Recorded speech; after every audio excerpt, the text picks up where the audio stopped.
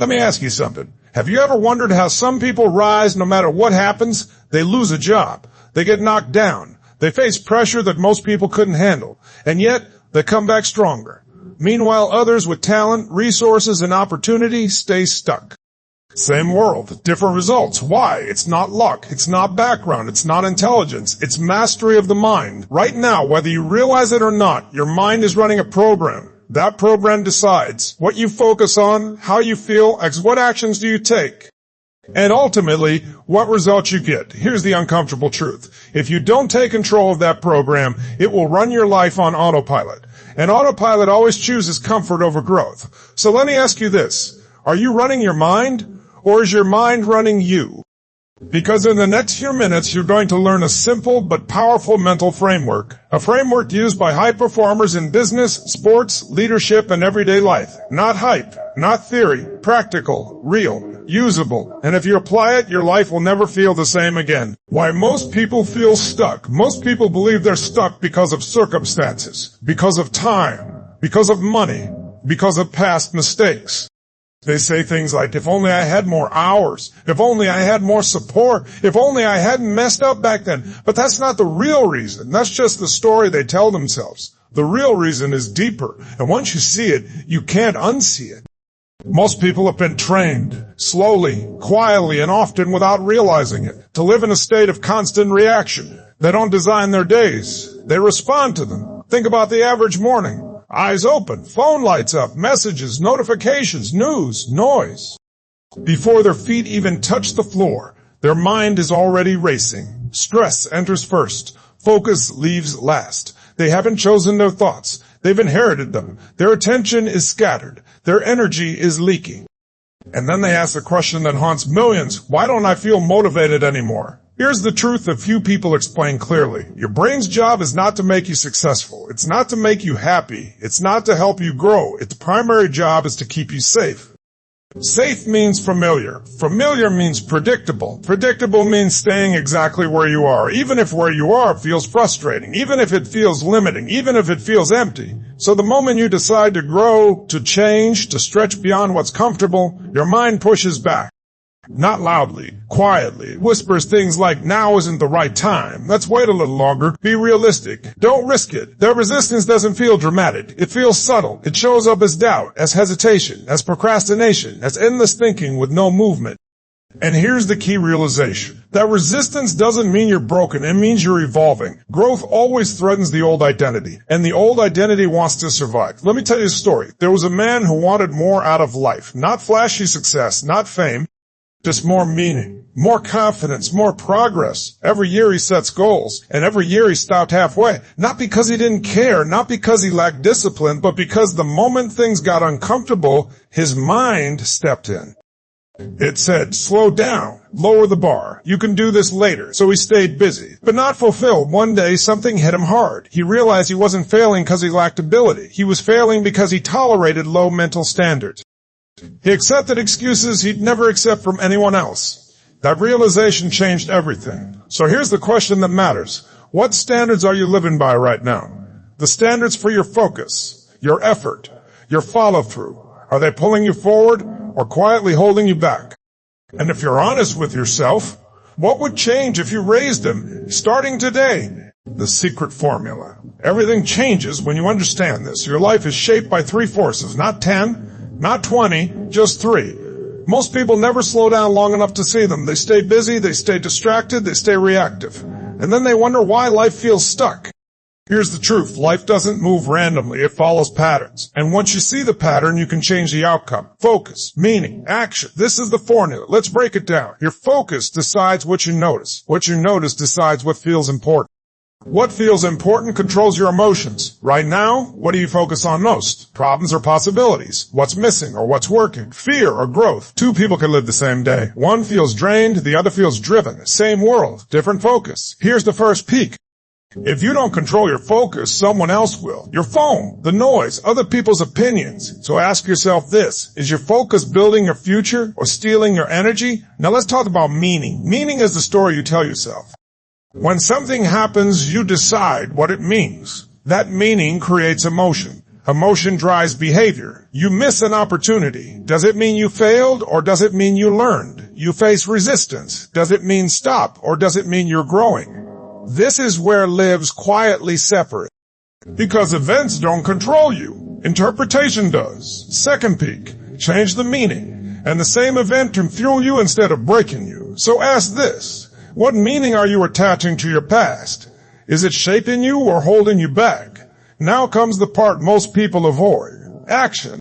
Not an easy action. Not a comfortable action. Uncomfortable action. Action when you don't feel ready. Action when no one is watching. Action when excuses feel logical. Momentum is created here. Thinking alone won't change your life. Understanding alone won't either. Only movement does. Small steps. Daily steps, consistent steps. Third peak, the life you want exists on the other side of the action you're avoiding. So let me ask you something important. If your focus stayed the same, if your meaning stayed the same, if your action stayed the same, where would you be in 5 years? Closer to your potential, or having the same conversations, the same frustrations, the same regrets? That question matters, because awareness is the beginning of control. Change one, and your life shifts. Master all three, and your life transforms. This isn't hype, it's mechanics. Focus, meaning, action. The formula is simple. The choice to use it is yours. Mastering your focus. Your focus is your power. Where attention goes, energy flows. Nothing shapes your experience faster than what you choose to look at. Right now, something is controlling your focus. The real question is, what? Stress pulling you into the future? Distraction stealing the present? Old stories replaying on repeat? Other people's opinions living rent-free in your head? Here's something most people never realize. Your brain deletes what you don't focus on. It filters reality. That's why two people can stand in the same place, live the same moment, and walk away with completely different experiences. One sees obstacles, the other sees opportunity. One feels pressure, the other feels prepared. Same situation, different focus, and everything changes from there. Let me slow this down. Imagine waking up already focused on what's missing. What's wrong? What might fall apart today? Before the day even starts, your body feels heavy. Your thoughts feel tight. Your energy drops. Nothing happened yet, but everything feels harder. Now imagine a different morning. You wake up focused on what you can control. One thing you're grateful for. One small step that moves you forward. Same bed, same day, same world. But your posture changes. Your breathing changes. Your confidence changes. Different focus. Different emotional state. Different results. Here's the first emotional peak. Your focus doesn't just describe your life. It creates it. So ask yourself honestly, what do you feed your attention every day? News or growth? Comparison or progress? Fear or possibility? Because what you rehearse, you reinforce. Now let's go deeper. Most people ask the wrong questions. They ask, why is this happening to me? Why is this so hard? Why do I always deal with this? Those questions lock you in place. Here's the shift. Stop asking why. Start asking how.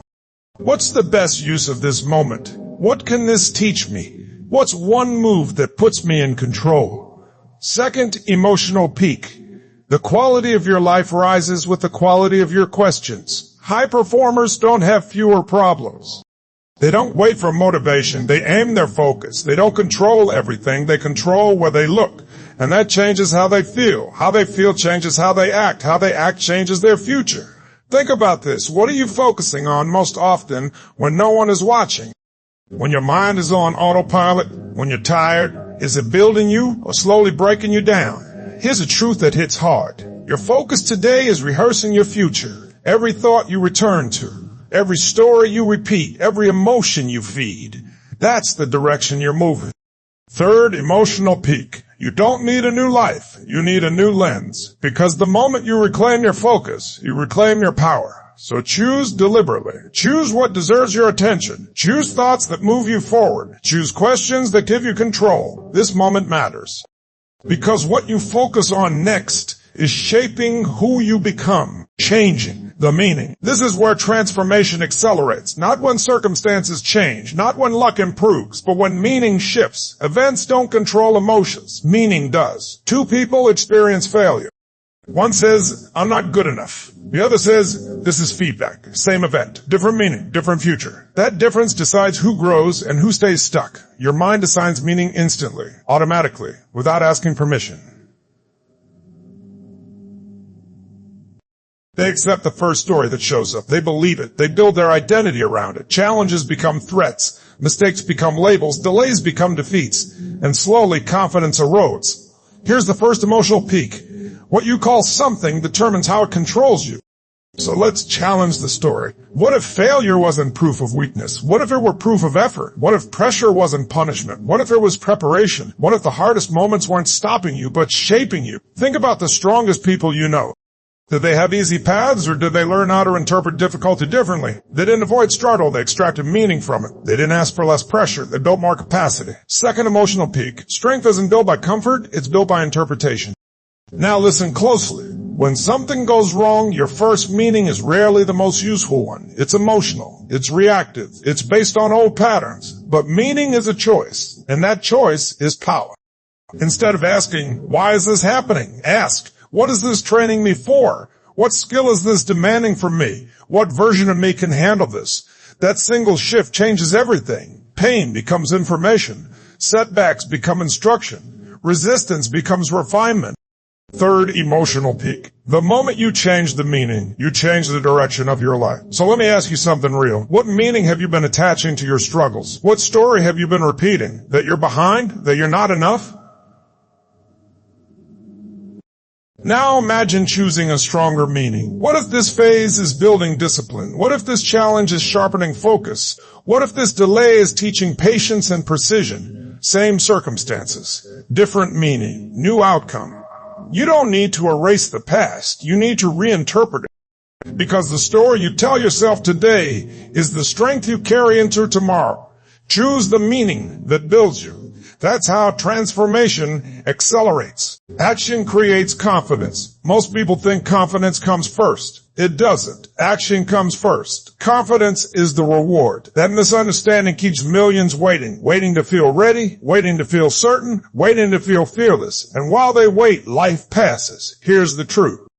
You don't become confident and then act. You act, and confidence follows every time. Waiting to feel ready is the fastest way to stay stuck, because readiness is built by movement, not before it. Let this sink in. Progress belongs to those who move, especially when it feels uncomfortable, especially when doubt is loud, especially when perfection is impossible. That's the first emotional peak. Discomfort isn't a warning, it's a signal that growth is happening. Now listen closely. Big change doesn't come from big moments. It comes from small actions done consistently. One step, repeated daily, creates momentum that becomes impossible to stop. You don't need to change everything today. You don't need a perfect plan. You don't need permission. You need one action, the one you've been avoiding, the call you keep postponing, the habit you keep delaying, the boundary you keep explaining away. Here's the second emotional peak. Every time you keep a promise to yourself, your identity strengthens. You prove something to yourself. I do what I say. I can be trusted. And every time you break one, self-trust quietly erodes. Not in a dramatic way, in small, invisible ways, until motivation fades and doubt takes over. So ask yourself honestly, what action have you been delaying? Not because you can't, but because it feels uncomfortable. What would happen if you took it today? Not perfectly, not confidently, just honestly. Third emotional peak. Momentum doesn't come from motivation. It comes from a decision, a clear choice, made once, backed by action. Motivation shows up after movement begins. That's why waiting for it never works. Think about this. Who would you become if you acted before feeling ready? If you moved even when fear whispered, if you kept one promise to yourself today, you don't need a breakthrough. You need follow-through. Start small. Start now. Start before confidence arrives, because confidence isn't the beginning of action, it's the result. Deepest truth. Here's the deepest truth of all. You don't get what you want. You get what you believe you are. Not what you wish for, not what you talk about, not what you plan someday. What you identify with becomes your reality. Your identity shapes your habits. Your habits shape your future. That chain never breaks. If you see yourself as someone who quits when it's hard, your behavior will quietly confirm it. If you see yourself as someone who finds a way, your behavior will rise to match it. Identity always wins. That's the first emotional peak, because willpower fades. Motivation fluctuates, but identity pulls you back to who you believe you are. Most people try to change outcomes without changing identity. They chase goals while holding the same self-image, and then they wonder why nothing sticks. Let's make this real. You don't rise to the level of your goals. You fall to the level of your identity. Every decision you make is a vote for the person you are becoming, the food you choose, the work you avoid or complete, the conversations you lean into or escape. Those moments feel small. They're not. Second emotional peak.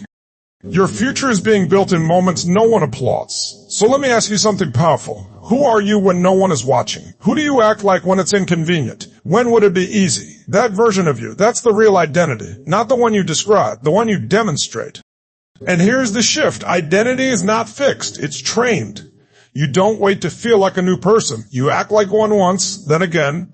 You don't say, I am disciplined, and hope it's true. You do one disciplined action, then another. And identity follows behavior. Third, emotional peak. You become what you practice. So imagine this. What would change if you decided right now, I am someone who keeps promises to myself. I am someone who finishes what I start. I am someone who does the hard thing first. What action would that person take today? Not tomorrow.